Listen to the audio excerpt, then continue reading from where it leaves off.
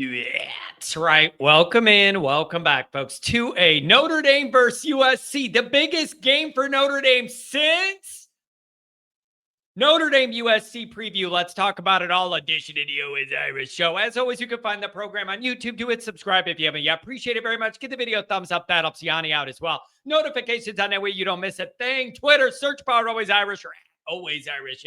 Emails always irishnd at gmail.com. Audio only. Anywhere you want it, you can get it. If you don't want to see my stupid face, nobody blames you for that. Call in lines 312-988-15. Light it up. Tell Uncle Yanni, oh, you've heard him say Notre Dame on SI. Read all about it. Got some for you every day.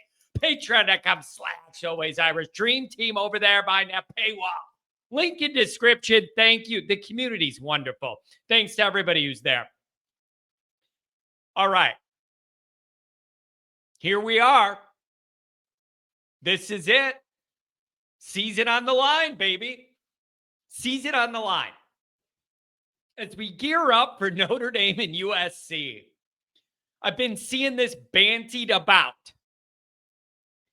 Is this the biggest game in recent history for Notre Dame and Freeman? I've been getting a lot of these messages of like, this is the biggest game since.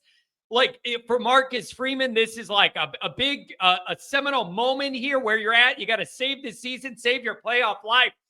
And I've been asked the question: the biggest Notre Dame game since. Let me address that. This is tricky if you're asking a Notre Dame person. Think about it. To really think about it. The biggest Notre Dame game since, well, every game this year, all the college football playoff games, and every single game going back all of last year. I mean, you can laugh at that, but I'm practically being dead serious.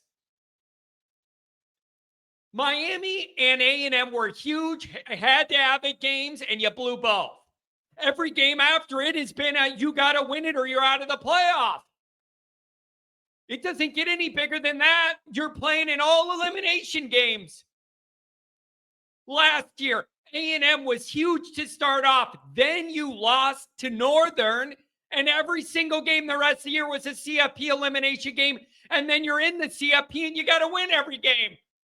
So it's a hard question to answer. I just made an argument. Every single one of those games is a big game. Like, with mega stakes. And some of it is Notre Dame putting themselves in a position to make every game more pressure-packed than it has to be. Like, all these games stand alone wouldn't be the biggest game of the year, but the way Notre Dame seasons have gone the last 2 years, you've backed yourself into a corner where every game's a must-win. Because your losses were to a good Miami team and a good A&M team, both undefeated, the first 2 games by a total of 4, you're getting a little CFP break. But last year, the loss to Northern didn't have those legs. You had to win them all or you were out, I think.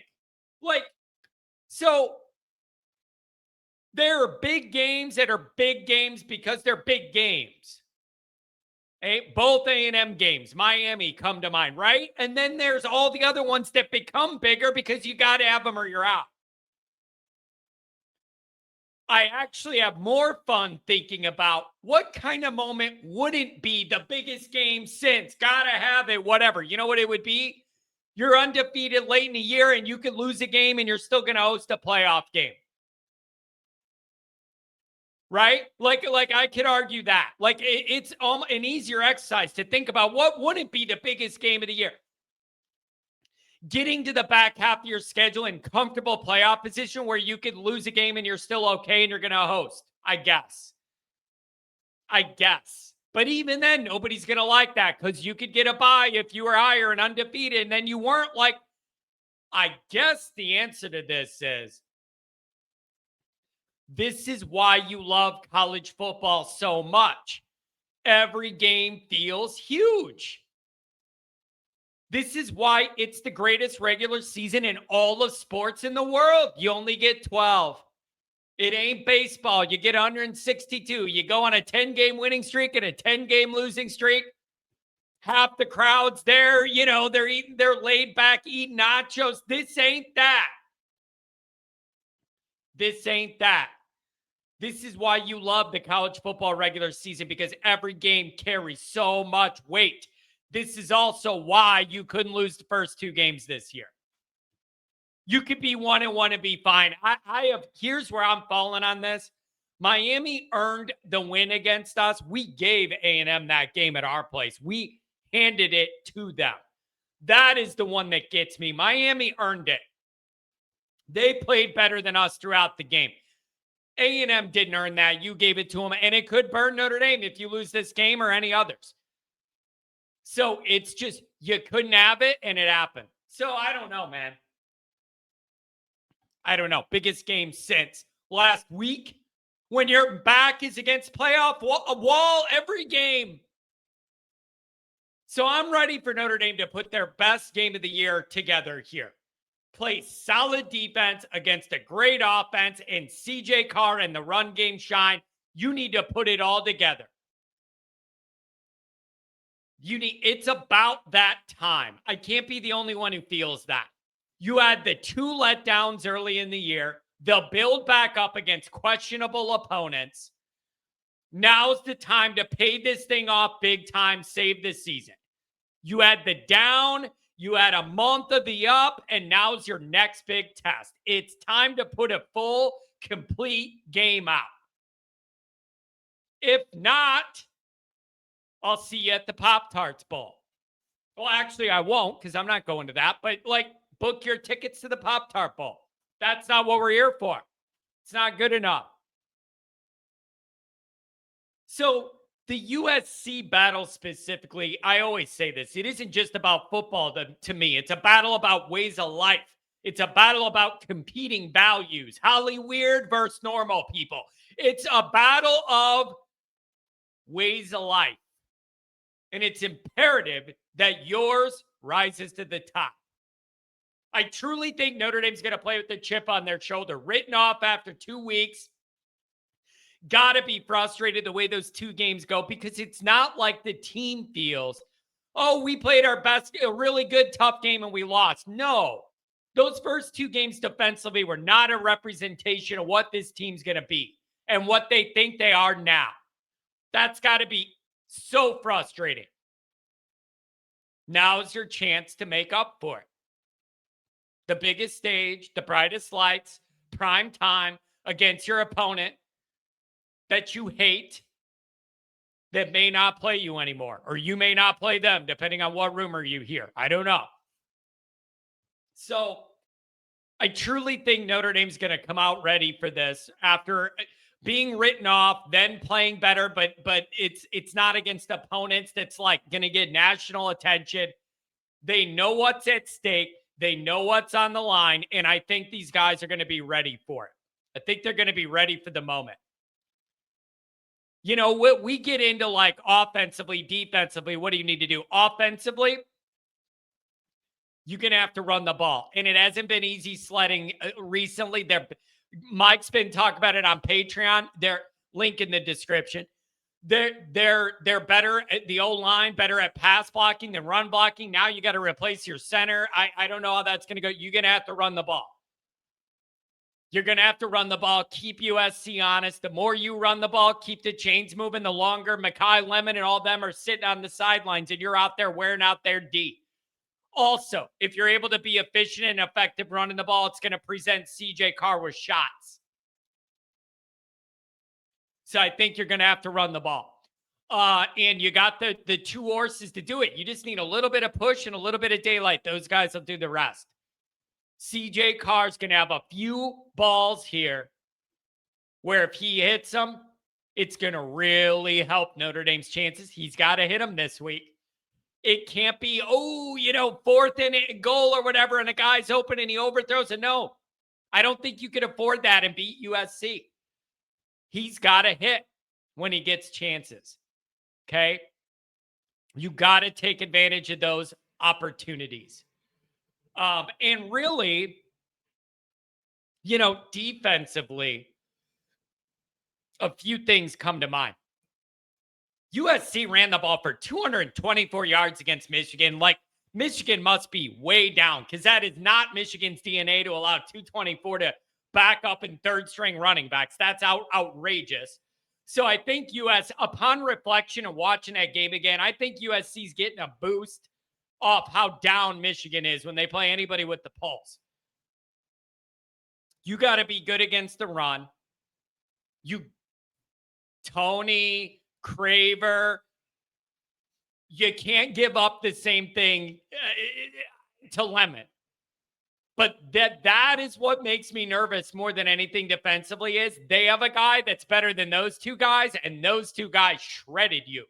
You need to bracket that guy, put more on the other next best guy, but bracket that, whatever it is, I'm not letting that guy shred me the way Craver and Tony did. You got to tackle well in space. You got to limit yards after catch, yards after contact, get guys down. You got to do these basic things. You just can't have biting on a double move, your legs turn into a pretzel, and it's a 70-yard touch. You can't afford that against USC and think you're going to win the game. Now's the time to put it all together.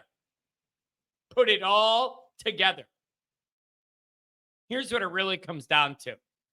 Take advantage of the opportunities you get. If you did that early, this team's undefeated, even with the problems and the challenges it had. If you just took advantage of the opportunities given to you, like, man, the Miami and A&M games, the other team's quarterback threw Notre Dame the ball, and we probably would have won if you just catch a ball or two thrown right at you. Thrown right to you in both of those games. Couldn't make the play. Couldn't make the play. Like, you just need to take advantage, man. There's going to be about 5 plays that determine the outcome of this game. A couple on offense, couple on defense, maybe a special teams play. If Notre Dame gets a little tricky, tries to steal a possession, right?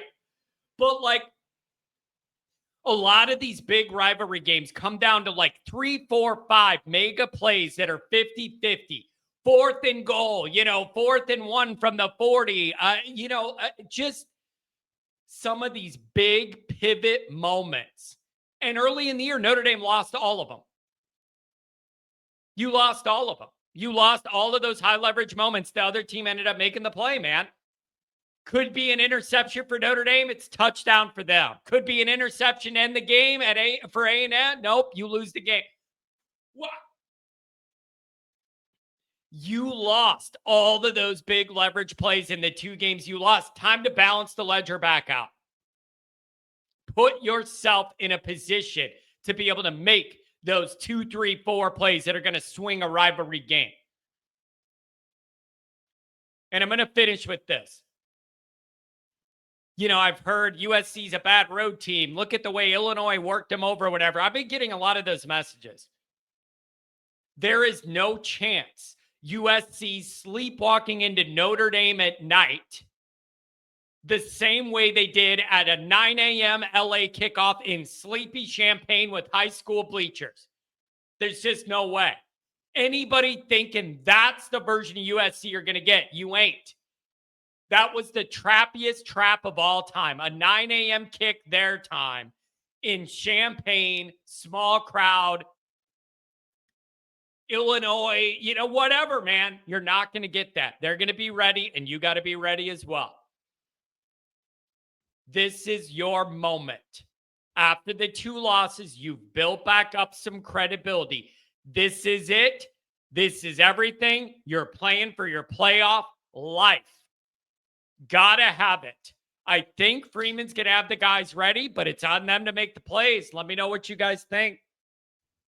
Always Irish Patreon with the Goolsby and Kennedy Show, Monday Night Raw. Welcome back, folks. Look at what we have here. Notre Dame's on a winning streak.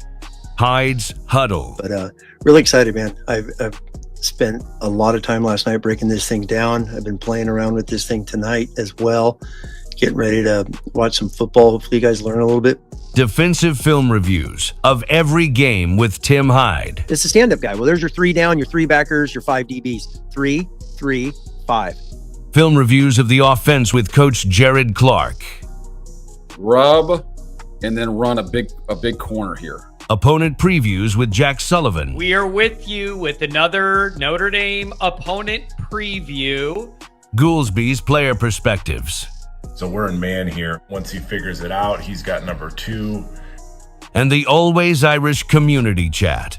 Stay connected and interact with other fans. It's all here. Always Irish Patreon. No holds barred Notre Dame coverage that you can't find anywhere else. Get in and get involved and go Irish.